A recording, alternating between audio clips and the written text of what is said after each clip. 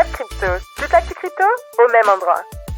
Pourrait être une belle année de hausse. Il nous dit, si vous avez survécu à 2025, vous avez survécu au marché baissier. Bon, alors, sachant que on a des charts qui circulent que je vous ai montré, on a Bitcoin qui a jamais fait 2 bougies annuelles rouges d'affilée. C'est-à-dire quand une année a été rouge, l'année d'après a été verte. Bon, donc espérons que ce soit la même chose, vu que 2025 finit dans le rouge, on espère que 2026 sera dans le vert. Alors, on a les dirigeants, les grands noms du marché crypto sont assez partagés. On a Peter Brown, par exemple, qui est un vieux investisseur, un vieux trader, lui qui nous dit que Bitcoin pourrait chuter jusqu'à 60 000 $ au 3e trimestre 2026. Donc lui, il voit une année 2026 toute pourrie avec un Bitcoin continue à chuter, un bear market, clairement, pour 2026.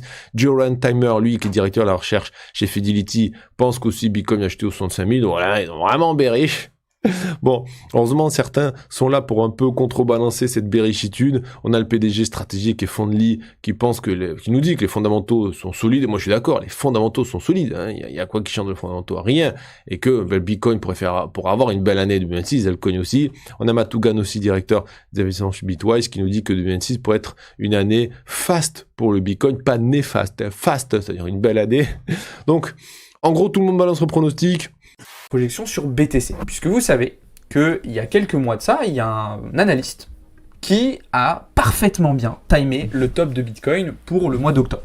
D'accord, il avait dit, voilà, le 6 octobre 2025, ça sera le top de Bitcoin. Alors, il s'était basé notamment sur la cyclicité, sur les cycles de 4 ans.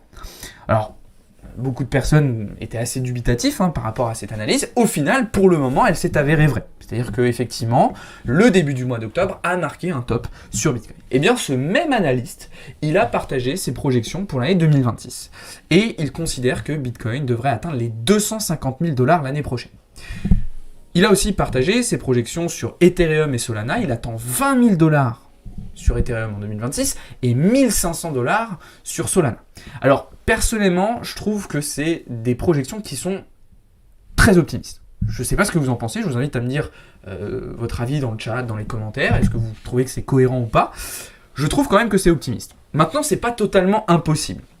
C'est pas totalement impossible, mais il faudrait vraiment qu'on ait un très bel alignement des planètes au niveau macro, au niveau géopolitique, au niveau politique aussi purement, pour qu'on soit en capacité d'aller chercher ces targets-là. Et puis surtout, encore une fois, je reviens sur la macro, mais il faudrait vraiment un assouplissement monétaire massif. À part Bitcoin, tous les autres projets, un peu, c'est de la merde. Tout va à la cave. Parce que c'est vrai que, on le voit, t'as fait une vidéo sur Atom pour dire, bon, je sors de Atom. Parce que, bon, je me casse sur Mars. Atom, c'est mort. Là aussi, j'ai pas envie de jeter l'eau du bain avec le bébé. C'est le bébé avec l'eau du bain. Le bébé avec l'eau du bain. Je dis ce que je veux déjà. Ouais, c'est pas faux. Et du coup, c'est que tous les projets de merde ou qui font rien sont en train de mourir, mais il faut pas mettre tout le monde dans le même panier parce qu'on a plein de projets justement qui sont en train d'exploser, peut-être pas financièrement parce que c'est pas le bon moment, mais par contre qui créent une valeur sur la blockchain. Je dirais énorme, comme je vais prendre l'exemple de AAVE, ils sont en train de niquer le game. Tout à fait. Avec leur projet de smartphone, à mon avis, ça va pouvoir ouvrir des portes. Eux, ils te créent le prêt et l'emprunt. Ils vont te faire ça en mode cross-chain, ça va être juste insane. Avec la V4, la V4, ça va être dingo. Alors, ils créent pas un smartphone, ils créent une application de smartphone. Ils n'ont pas fait de téléphone. Calme-toi. Ouais, c'est pas faux. Ils n'ont pas voulu scammer les gens comme Solana nous l'a fait le truc. Tu vois. Si on fait le bilan pour le minage, en fait, le Bitcoin a fait moins 10%, mais les capacités de minage, la puissance des machines a littéralement explosé cette année. Tous ceux qui ont du matériel, même d'il y a 2 ans, il est obsolète. Et donc, les très très gros s'en sortent en investissant à chaque fois les dernières machines.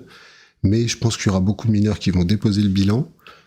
C'est ce qui se passe souvent dans les phases de repli. Et là, ce qui se passe, c'est que Bitmain a réagi et a baissé violemment ses machines. Donc intéressant. Je planifie mon objectif d'indépendance ou de liberté financière uniquement par rapport à ça. Non, parce que vous pouvez tomber dans un scénario où des fois pendant 15 ans, 20 ans, l'actif il fait pas grand-chose, ou le modèle économique a rien à voir, ou bref, ça peut très bien ne pas se passer comme ce qu'on pourrait souhaiter. Donc d'être un petit peu plus conservateur, c'est super important. Ouais, c'est ça, c'est Monte Carlo, exactement. Pour ceux qui connaissent, c'est ça, c'est le modèle statistique de Monte Carlo, exactement. Ah, je vois qu'il y a des connaisseurs, ça fait plaisir. Donc, tu fais une itération avec des modèles statistiques de Monte-Carlo et tu vas faire 10 000 occurrences différentes et tu vas regarder les modèles qui vont être plutôt positifs, ceux qui vont être un petit peu plus négatifs ou plutôt dans la moyenne, et tu vas tabler ton approche d'indépendance ou liberté financière par rapport à ça. Ouais. Il insiste lourdement, il insiste sur l'idée que ce n'est plus seulement un problème américain. D'ailleurs, le texte mentionne que des dirigeants européens commencent eux-mêmes à parler de ce sujet. Comme Macron, ça aussi, on en a parlé sur des formats courts. Comme Macron, preuve que l'inquiétude se diffuse. Puis, dans le texte, il y a une phrase qui résume un petit peu tout, très simple, l'industrie d'abord. De quoi je parle? Il y a un passage décisif dans la partie sur les objectifs américains. L'idée est très simple. Les États-Unis veulent la base industrielle la plus robuste du monde. Et ils expliquent que le pouvoir national américain dépend d'un secteur industriel capable de répondre aux besoins de production en temps de paix, mais aussi en temps de guerre. Et ça, ça change tout. Notre chère Christine Lagarde qui nous souhaite une excellente année 2026. Alors, c'est bien évidemment, vous me connaissez, c'est plutôt une blague, enfin une blague, c'est vraiment une vraie vidéo, mais je veux dire, c'est une blague que je republie ça, parce qu'en fait, on sait que derrière, c'est pour mettre en avant l'euro numérique, c'est pour mettre en avant aussi indirectement et implicitement qu'il y aura un contrôle total sur l'argent des Français et des Européens, c'est-à-dire que vous n'aurez plus du tout la main sur votre argent. Si du jour au lendemain, on décide de geler vos comptes pour X raisons, parce qu'on décide que vous avez consommé trop de X ou trop de Y, vos comptes pourront être gelés du jour au lendemain sans avoir demandé quoi que ce soit. Donc, il va falloir vraiment être très prudent avec toutes ces règles-là. Crié depuis 2 ans à la bulle d'intelligence artificielle, et pourtant la tech n'arrête pas de se valoriser. Et là, on voit partout des personnes qui disent que c'est la tech, que c'est l'IA qui porte tout, sauf que quand on regarde le Russell, qui représente les small caps US, on voit que cette année, on a fait aussi une bonne année. On a pété le top qu'on a maintenu depuis plusieurs années, qu'on a maintenu depuis 2021. Ce n'est pas pour rien. Ça veut dire qu'il y a vraiment quand même un momentum haussier aux USA, et c'est en train de se faire, c'est en train de bouger. Par contre, tout ça est en train de se switcher. L'arrivée de Trump qui est arrivé avec ses grosses pompes sur les tarifs, forcément qui a mis une claque, et on a eu la Fed qui a commencé le pivot. Pivot qui ne va pas forcément continuer tout de suite en 2026, en tout cas les investisseurs pensent de cette façon-là. On voit que le 28 janvier, on va pas bouger, 82% de probabilité qu'on reste dans le taux que nous sommes actuels, puis globalement, en mars, encore une baisse, voire une deuxième baisse. Normalement 2026, à partir de mai, on est censé avoir un nouveau président de la Fed qui va arriver. Ça devrait changer pas mal de choses. Et on a l'arrêt du QT, quantitative tightening, le fait d'arrêter de diminuer la balance. On le voit bien ici, la chute de cette balance, qui est la balance de la liquidité de la Fed. Encore une fois, notamment l'or, qui est sur des plus hauts historiques, que les indices américains sont aussi sur des plus hauts historiques, ça veut dire qu'il y en a un qui ment. Tous ces actifs-là, normalement, ne devraient pas être sur ce même niveau de performance simultanément. D'accord? Donc, on peut se poser la question, qui se trompe, qui a tort, qui ment, et à quel moment on va avoir un retournement de l'une de ces classes d'actifs. Ok? Mais en tout cas, voilà, les métaux précieux qui ont vraiment connu une très belle année 2025. Alors, pour revenir un petit peu sur l'économie américaine, et notamment sur le S&P 500, on a cette semaine la plupart des banques et des fonds d'investissement mondiaux qui ont publié leurs projections, justement, pour l'année 2026, sur le S&P 500. Alors, ce qui est assez dingue, je rappelle, aujourd'hui, le S&P 500, il est à peu près aux alentours des 6900 points. Ce qui est assez dingue, c'est que la plupart des fonds d'investissement et des banques mondiales tablent sur 2026, attendent un prix, une valorisation pour le S&P 500 en 2026 entre 7500 et 8000 points environ.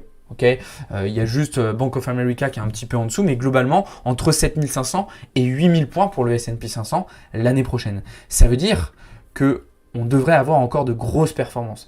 Voilà pour Bitcoin ce qu'on attend. Moi j'attends un petit flush qui irait pas forcément sous les 81, mais qui pourrait aller sous les 81. J'en ai parlé il y a 2 semaines. Mais bon, pour rappel, on pourrait aller au 77, 76 maximum, faire la mitigation ultime ici, sans aller casser là où la Smart aurait ses positions sous les 74 qu'elle avait protégées, et ça repart. Ça repart, il faudra aussi qu'il y ait du fuel, mais bon, la macro est excellente. le PIB américain, on dit les États-Unis vont mal, peut-être politiquement, mais économiquement, 4%, la France, elle signerait, mais tout de suite pour avoir 4%. Hein.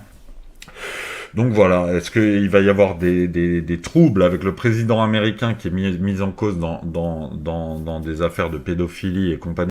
On a une expiration d'options qui est assez importante, il y a plus de 23 milliards de dollars d'open interest qui ont expiré sur les options et on avait vu ensemble justement qu'il y avait de la volonté à maintenir Bitcoin à peu près entre les 85 000 dollars et les 90 000 dollars jusqu'à l'expiration. Et donc c'est ce qui fait en fait qu'il y avait des algorithmes qui rachetaient Bitcoin dès que ça descendait sous 85 000 pour le faire remonter et il y avait des algorithmes qui vendaient directement Bitcoin quand il essayait de dépasser les 90 000 dollars. C'est ce qui a matérialisé ce range ici. Et donc ce qui est important de comprendre, c'est que l'expiration a eu lieu et donc ces algorithmes se sont retirés. Et comment on peut savoir que ces algorithmes se sont retirés? Au moment de l'expiration, on peut voir ici dans le delta sur l'order book que le delta s'est effondré. Donc maintenant 2026, pour moi je reste toujours persuadé que ça peut être une très très bonne année. Ça, on peut, voilà, pour l'instant quand on voit le Bitcoin, tiens, il tient très bien pour l'instant les 80. Je vois pas du coup pour l'instant voilà de pattern baissière en long terme, d'accord. Alors pour l'instant, voilà, bien sûr si tu regardes en daily ou en 4 heures ou en 1 heure, ça peut faire peur, mais quand tu regardes en weekly, donc une bougie est égale une semaine, on reste toujours sur une tendance haussière. On n'a pas fait de nouveau plus bas, d'accord. On reste quand même sur un graphique qui est intéressant, d'accord, donc qui n'a pas explosé comme beaucoup le voudraient, mais qui reste super intéressant. On est toujours sur un Kumo, on est toujours dans le Kumo, on est en train de s'en rapprocher, donc faites attention. Si pour être honnête, ça reste toujours bearish pour le moment, le dernier fair value gap daily est respecté, on est venu prendre les stops, également de plusieurs bougies baissières, on voit qu'on laisse derrière nous 3 bougies haussières, 4 bougies haussières maintenant probablement, ça reste des zones que le marché peut essayer d'aller déclencher, mais ça m'intéresse pas plus que ça. La volatilité n'est pas de retour. On peut regarder du côté du VIX. Donc ça, c'est l'indice de volatilité du côté des marchés, du marché américain. On est toujours sur un VIX qui descend, donc il n'y a pas de stress de marché sur les indices. Tant que le VIX ne remonte pas, je pense qu'il n'y aura pas de stress sur les cryptos.